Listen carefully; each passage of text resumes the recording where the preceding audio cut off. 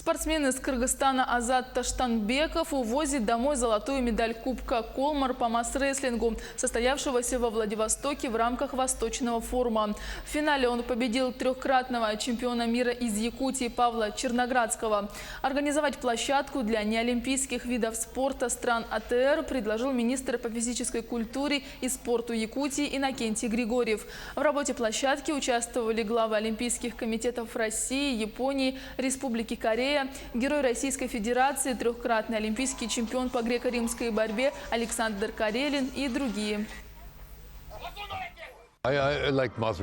Нам нравится масс-рестлинг, потому что это хороший вид силового единоборства. Это настоящая проверка силовых качеств спортсмена.